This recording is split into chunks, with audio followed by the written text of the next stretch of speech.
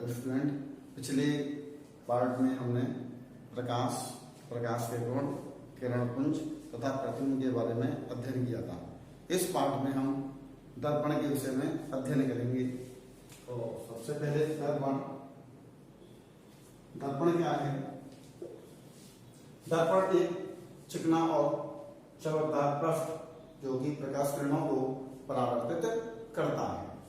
अब दर्पण दो प्रकार के होते हैं। नंबर 1 समतल दर्पण, नंबर 2 गोलीय दर्पण। समतल दर्पण वे दर्पण होते हैं जो कि कांच की किसी प्लेन शीट को काटकर बनाए जाते हैं। इनके एक पृष्ठ चमकदार और दूसरे पृष्ठ पर पॉलिश की जाती है। ये समतल दर्पण कहलाते हैं जो कि आमतौर पर घरों में प्रयोग किए जाते हैं।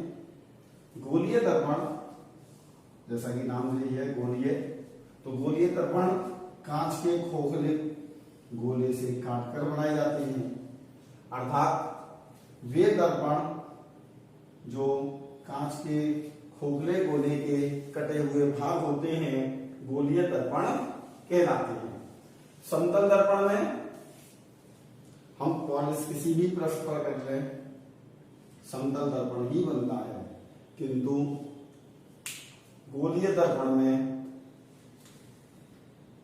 दबे हुए पृष्ठ पर पॉलिश करने अथवा उभरे हुए पृष्ठ पर पॉलिश करने पर दर्पण अलग अलग व्यवहार करता है। तो इस हमारे कोर्स में गोलीय दर्पण है, तो अब हम गोलीय दर्पण के बारे में चर्चा करेंगे।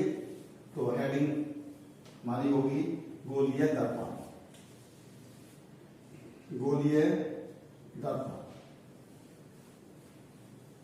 वे दर्पण जो खोखले गोले के कटे हुए भाग होते हैं गोलीय दर्पण कहलाते हैं। गोलीय दर्पण दो प्रकार के होते हैं। नंबर 1 अवतल दर्पण, दूसरा उत्तल दर्पण। अवतल दर्पण कॉनकेव मिरर, कॉनकेव मिरर। गोलीय दर्पण में यदि पॉलिश उभरे हुए पृष्ठ पर की जाए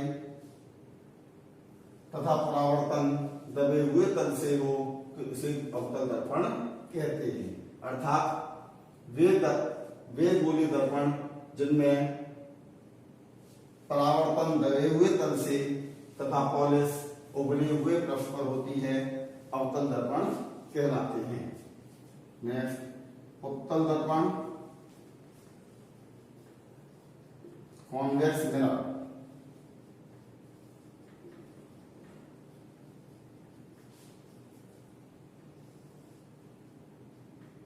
उत्तल दर्पण में पॉलिश दबे हुए तल पर तथा परावर्तन उभरे हुए पृष्ठ से होता है। अर्थात वे दर्पण जिनमें पॉलिश दबे हुए तल पर तथा परावर्तन उभरे हुए पृष्ठ से होता है उत्तल दर्पण कहलाते हैं। अब दर्पण से संबंधित कुछ परिभाषाएं।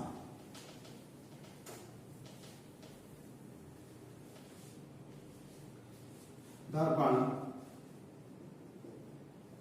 गोलीय दर्पण से संबंधित कुछ परिभाषाएं।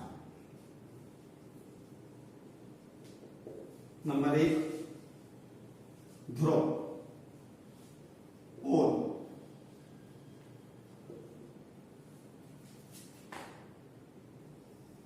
अवतल दर्पण अथवा उत्तल दर्पण में पॉलिश एक सिरे से दूसरे सिरे तक ये परावर्तक तल होगा और इस परावर्तक तल के मध्य बिंदु को ध्रुव P कहते हैं। यानी गोलीय दर्पण में परावर्तक तल के मध्य बिंदु को ध्रुव कहते हैं। सेकंड पॉइंट, वक्रता केंद्र तथा वक्रता त्रिज्या।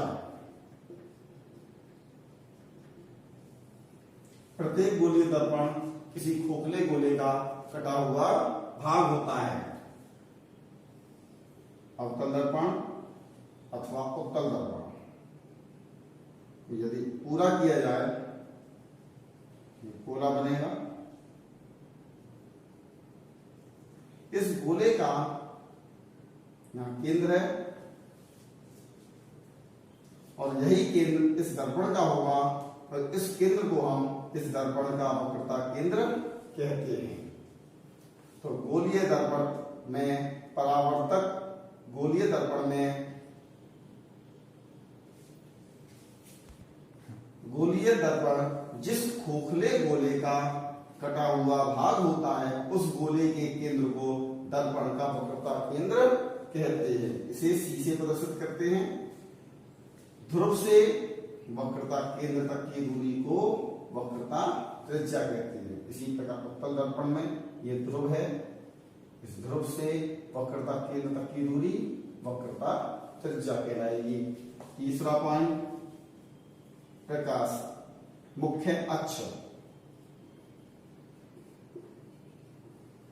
मुख्य अक्ष अवतल दर्पण, उत्तल दर्पण, ध्रुव,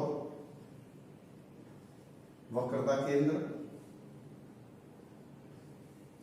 ध्रुव और वक्रता केंद्र से जाने वाली रेखा को मुख्य अक्ष कहते हैं। इसी प्रकार उत्तल दर्पण में ध्रुव और वक्रता केंद्र से जाने वाली रेखा को मुख्य अक्ष कहते हैं।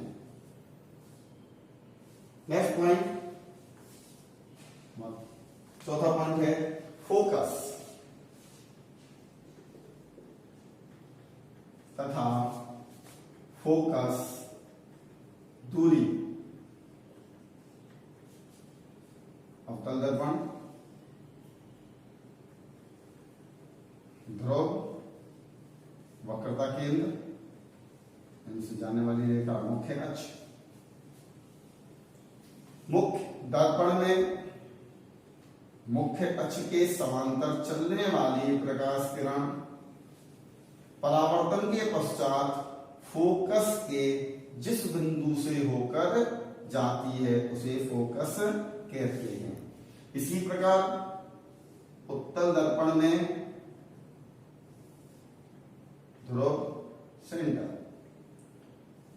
मुख्य अक्ष से समांतर आने वाली किरण, चूंकि उत्तल दर्पण प्रकाश किरणों को अपसरित करता है अर्थात फैलाता है, ये किरणों को फैला देगा। अगर इस किरण को हम पीछे की ओर बढ़ाएं तो ये किरण मुख्य अक्ष के इस बिंदु से आती हुई प्रतीत होगी।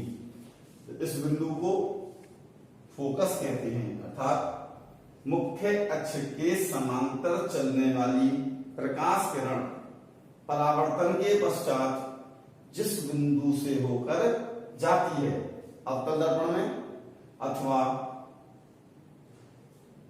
जिस बिंदु से आती हुई प्रतीत होती है उत्तल दर्पण में, उस बिंदु को दर्पण का फोकस कहते हैं। और ध्रुव से फोकस तक की दूरी को फोकस दूरी कहते हैं। इसे स्मॉल f से प्रदर्शित करते हैं। नेक्स्ट पॉइंट, फोकस तल। फोकस तल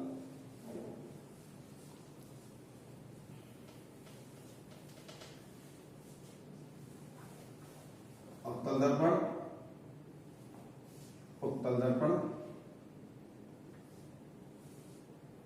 ध्रुव, फोकस, सेंटर।